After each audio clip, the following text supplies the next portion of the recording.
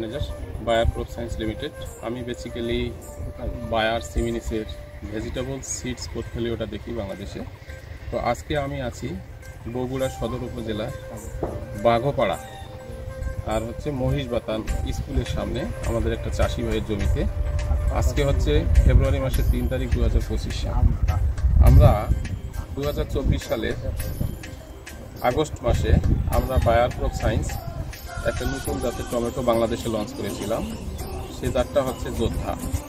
আপনারা দেখবেন এই যোদ্ধা টমেটোটা, এইটা স্পেশালি এটা লাগানোর উপযুক্ত সময় জুলাই মাসের শেষের দিক থেকে অনওয়ার্ড নভেম্বর পর্যন্ত।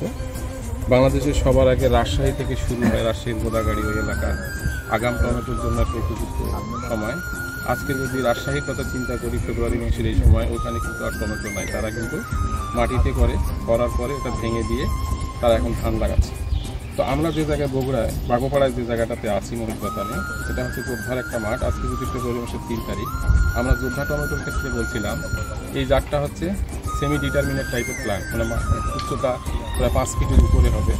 যারা মাছা তৈরি করবে তাদের জন্য খুবই ভালো এই টাইপের মাছা, অথবা খুলনা গোপালগঞ্জ, তারপরে সাতক্ষীরা এই এলাকায় ঘেরের মাছায় ছাড়াই দেওয়া অথবা খাড়া করে দেওয়া এই টাইপের, এবং কুমিল্লার চান্দিনা এগুলো, এবং কিশোরগঞ্জ প্লাস আমাদের লালমনিরহাট এবং বগুড়ার এই এলাকা। তো আমরা যে জায়গাটাতে আসছি এই জায়গাটায় আমরা এই যে যোদ্ধা এই টমেটোটা বলছিলাম, এটা স্কোয়ার রাউন্ড এলং কেটে একটু লম্বা টাইপের স্কোয়ার রাউন্ড টমেটো। এটা আপনারা দেখতেছেন আমার হাতে দুটো টমেটো আছে, এবং স্কোয়ার রাউন্ড হওয়ার কারণে এটা কিন্তু প্রচণ্ড শক্ত। আর শক্ত হলে হয় কি, এর ভিতরে পানির পরিমাণটা কম থাকে, আর এটার ছালটা অনেক মোটা। ছাল মোটা হওয়ার কারণে যত ক্যারোটে বা বস্তায় যখন পরিবহন করে এটা স্কুলে যায় না।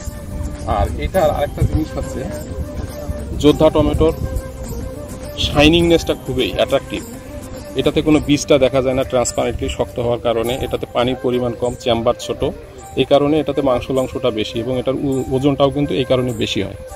এবং এই জাতটা ডিজিজ প্যাকেজটা খুবই স্ট্রং, বিশেষ করে টমেটোর ক্ষেত্রে যে আর্লি ব্লাইট, লেট ব্লাইট এবং উইল্টিং যে ডিজিজটা থাকে এইটাতে নাই বললেই চলে। স্বাভাবিক পরিচর্যা করলেই, মানে রেগুলার বেসিসে যে স্প্রে শিডিউলটা যদি চাষি মেনটেন করে, তাহলে ডিজিজটা কম হবে এবং ফলনেরটা ভালো হবে। এবং ক্লাস্টারে যে ফলগুলো আসে এই জিনিসটা এই জাতটার একটা বিশেষ বৈশিষ্ট্য ফলগুলো মোটামুটি ইউনিফর্ম সাইজ, একই রকম সাইজের।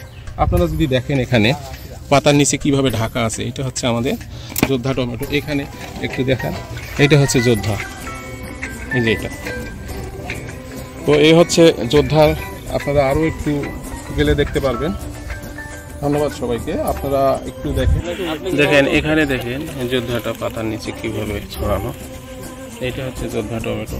পাশাপাশি আপনি যদি সাইজের দিকে দেখেন, এই যে যোদ্ধা, এখানে দেখেন যোদ্ধা কিরকম ধরে আছে পাতার নিচে। এখানে দেখেন কি পরিমাণ যোদ্ধা টমেটো, অবাক হবে কি পরিমাণ যোদ্ধা টমেটো কিভাবে পাতার নিচে আলগায় থাকে।